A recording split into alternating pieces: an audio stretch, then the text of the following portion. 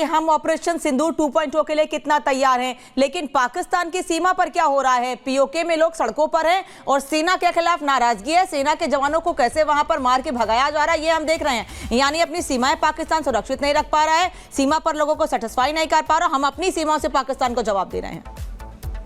देखिए नामिका, पहली चीज तो 10 अक्टूबर पे हमारी नजर होनी चाहिए। जो अफगानिस्तान के जो फॉरेन मिनिस्टर हैं उनकी पहली विजिट है ये इंडिया में। ऊपर से ये इंडिया के ही कॉलेज में पढ़े हुए हैं, तो इनकी पूरी पढ़ाई ही हिंदुस्तान से हुई हुई है। तो हमारे रिश्ते जो हैं बहुत ही अच्छे हैं। जो अभी अफगानिस्तान के जो फॉरेन मिनिस्टर 10 अक्टूबर को आ रहे हैं, तो अगर पाकिस्तान को लग रहा है कि इस बार हमला सिर्फ मतलब हमें उकसा के सिर्फ वेस्टर्न फ्रंट पे होगा, उन्हें बहुत बड़ी गलतफहमी है। क्या पता ईरान की तरफ से भी कोई हरकत हो जाए, क्या पता अफगानिस्तान की उत्तरी दिशा से भी कोई हरकत हो जाए। तो देखें, पूरी संभावना है कि नेवी का भी अब एक्टिव रोल रहेगा इस बार। तो मैं तो इतना ही एक सलाह दूंगा पाकिस्तान को कि वो एडवेंचरिज्म में ना इन्वॉल्व हो और जितना हो सके वो अपने इंटरनल ग्रीवियंस देखे। बलूचिस्तान की कम से कम 2 जनरेशन को एथनिक क्लेंजिंग आपने कर दी है।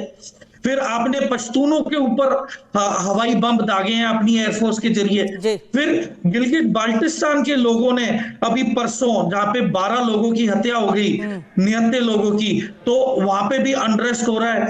तो देखें, इतना सब इकट्ठा जब होगा और अगर ये अब हिंदुस्तान के खिलाफ अगर युद्ध थोपने की कोशिश करेंगे, तो मुझे नहीं लगता कि पाकिस्तान खुद को संभाल पाएगा। क्योंकि देखें, पीएमएल तो पाकिस्तान मुस्लिम लीग के मिनिस्टर और जो लोग हैं सपोर्टर, वो भी दुखी आ चुके हैं। वो भी क्रिटिसाइज कर रहे हैं आसिफ मुनीर, जिस तरीके से वो रेयर अर्थ मेटल्स को बेचने के लिए गए हैं व्हाइट हाउस।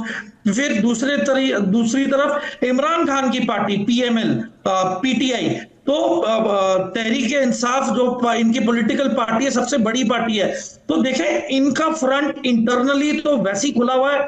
और अगर ये हिंदुस्तान के खिलाफ अगर मोर्चा खोलेंगे, अपने देश में लोगों को संभाल नहीं पा रहे हैं, अपने देश में लोगों को संभाल नहीं पा रहे हैं। जो भारत ने नुकसान पहुंचाया उसकी मरम्मत करा नहीं पा रहे हैं, उसके लिए पैसे नहीं है। लेकिन आतंकवाद को पालने के लिए, दूसरे देशों में आतंकवाद फैलाने के लिए पाकिस्तान के पास पूरी फंडिंग है कि कटोरा लेकर भीख मांगने पाकिस्तान पहुंच जाता है दूसरे देशों के सामने। सर, वापस लौटेंगे आपके पास। गुरसिमरन भी लगातार हमारे साथ जुड़े हुए हैं। गुरसिमरन, ऑपरेशन 1.0, ऑपरेशन सिंदूर 1.0 जैसी नरमी नहीं बरतेंगे, यानी 2.0 की तैयारी है और लार्ज स्केल पर तैयारी है भारत की।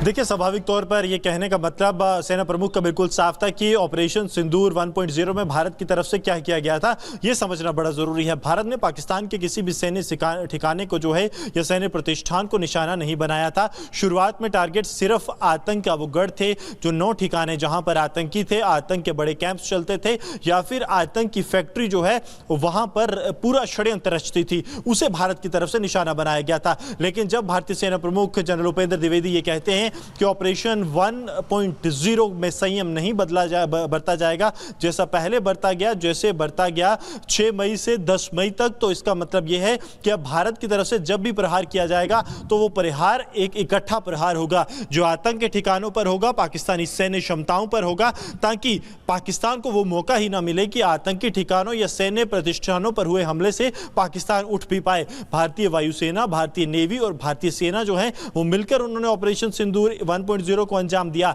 लेकिन तीनों की शक्तियों का पूर्ण इस्तेमाल नहीं किया गया था, क्योंकि भारत ने बिल्कुल साफ कर दिया था कि वो कभी भी दुश्मन के जो सैन्य ठिकाने हैं उन्हें निशाना नहीं बनाएगा। अब भारत की तरफ से ये बैरियर हटा दिया गया, तो आप मानिए कि अब जब भी ऑपरेशन सिंदूर का 2.0 होगा तो तब प्रहार कैसा होगा। तब भारतीय वायुसेना भी आपको एक्शन में दिखेगी, भारतीय सेना भी एक्शन में दिखेगी, और खासतौर पर भारतीय नेवी, जिसकी सिर्फ एग्रेसिव पोस्चरिंग मात्र से ही पाकिस्तान जो है वो डर गया था, वो भी एक्शन में होगी। कि हम ऑपरेशन सिंदूर 2.0 के लिए कितना तैयार हैं, लेकिन पाकिस्तान की सीमा पर क्या हो रहा है? पीओके में लोग सड़कों पर हैं और सेना के खिलाफ नाराजगी है। सेना के जवानों को कैसे वहां पर मार के भगाया जा रहा है, ये हम देख रहे हैं। यानी अपनी सीमाएं पाकिस्तान सुरक्षित नहीं रख पा रहा है, सीमा पर लोगों को सेटिस्फाई नहीं कर पा रहा। हम अपनी सीमाओं से पाकिस्तान को जवाब दे रहे हैं। देखिए नामिका, पहली चीज तो 10 अक्टूबर पे हमारी नजर होनी चाहिए। जो अफगानिस्तान के जो फॉरेन मिनिस्टर हैं उनकी पहली विजिट है ये इंडिया में। ऊपर से ये इंडिया के ही कॉलेज में पढ़े हुए हैं, तो इनकी पूरी पढ़ाई ही हिंदुस्तान से हुई है। तो हमारे रिश्ते जो हैं बहुत ही अच्छे हैं। जो अभी अफगानिस्तान के जो फॉरेन मिनिस्टर 10 अक्टूबर को आ रहे हैं, तो अगर पाकिस्तान को लग रहा है कि इस बार हमला सिर्फ मतलब हमें उकसा के सिर्फ वेस्टर्न फ्रंट पे होगा, उन्हें बहुत बड़ी गलतफहमी है। क्या पता ईरान की तरफ से भी कोई हरकत हो जाए, क्या पता अफगानिस्तान की उत्तरी दिशा से भी कोई हरकत हो जाए। तो देखें पूरी संभावना है कि नेवी का भी अब एक्टिव रोल रहेगा इस बार। तो मैं तो इतना ही एक सलाह दूंगा पाकिस्तान को कि वो एडवेंचरिज्म में ना इन्वॉल्व हो और जितना हो सके वो अपने इंटरनल ग्रीवियंस देखे। बलूचिस्तान की कम से कम 2 जनरेशन को एथनिक क्लेंजिंग आपने कर दी है, फिर आपने पश्तूनों के ऊपर हवाई बम दागे हैं अपनी एयरफोर्स के जरिए, फिर गिलगित बाल्टिस्तान के लोगों ने अभी परसों जहां पे 12 लोगों की हत्या हो गई, निहत्थे लोगों की, तो वहां पे भी अनरेस्ट हो रहा है। तो देखें इतना सब इकट्ठा जब होगा और अगर ये अब हिंदुस्तान के खिलाफ अगर युद्ध थोपने की कोशिश करेंगे तो मुझे नहीं लगता कि पाकिस्तान खुद को संभाल पाएगा। क्योंकि देखें पीएमएल तो पाकिस्तान मुस्लिम लीग के मिनिस्टर और जो लोग हैं सपोर्टर, वो भी दुखी आ चुके हैं, वो भी क्रिटिसाइज कर रहे हैं आसिफ मुनीर जिस तरीके से वो रेयर अर्थ मेटल्स को बेचने के लिए गए हैं व्हाइट हाउस। फिर दूसरी तरफ इमरान खान की पार्टी पीएमएल पीटीआई, तो तहरीक इंसाफ जो इनकी पॉलिटिकल पार्टी है, सबसे बड़ी पार्टी है। तो देखें इनका फ्रंट इंटरनली तो वैसे ही खुला हुआ है और अगर ये हिंदुस्तान के खिलाफ अगर मोर्चा खोलेंगे, अपने देश में लोगों को संभाल नहीं पा रहे हैं, अपने देश में लोगों को संभाल नहीं पा रहे हैं। जो भारत ने नुकसान पहुंचाया उसकी मरम्मत करा नहीं पा रहे हैं, उसके लिए पैसे नहीं है। लेकिन आतंकवाद को पालने के लिए, दूसरे देशों में आतंकवाद फैलाने के लिए पाकिस्तान के पास पूरी फंडिंग है कि कटोरा लेकर भीख मांगने पाकिस्तान पहुंच जाता है दूसरे देशों के सामने। सर वापस लौटेंगे आपके पास। गुरसिमरन लगातार हमारे साथ जुड़े हुए हैं। गुरसिमरन, ऑपरेशन 1.0 ऑपरेशन सिंदूर 1.0 जैसी नरमी नहीं बरतेंगे, यानी 2.0 की तैयारी है और लार्ज स्केल पर तैयारी है भारत की।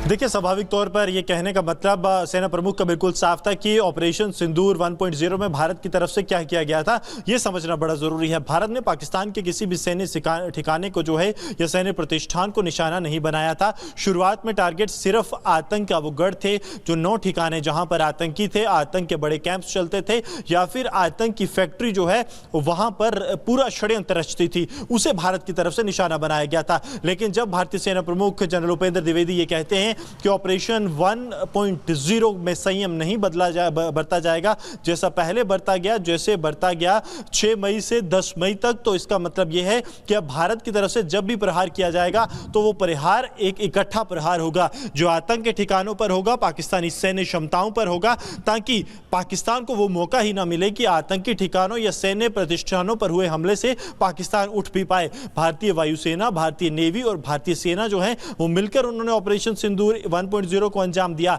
लेकिन तीनों की शक्तियों का पूर्ण इस्तेमाल नहीं किया गया था, क्योंकि भारत ने बिल्कुल साफ कर दिया था कि वो कभी भी दुश्मन के जो सैन्य ठिकाने हैं उन्हें निशाना नहीं बनाएगा। अब भारत की तरफ से ये बैरियर हटा दिया गया, तो आप मानिए कि अब जब भी ऑपरेशन सिंदूर का 2.0 होगा तो तब प्रहार कैसा होगा, तब भारतीय वायुसेना भी आपको एक्शन में दिखेगी, भारतीय सेना भी एक्शन में दिखेगी और खासतौर पर भारतीय नेवी, जिसकी सिर्फ एग्रेसिव पोस्चरिंग मात्र से ही पाकिस्तान जो है वो डर गया था, वो भी एक्शन में होगी।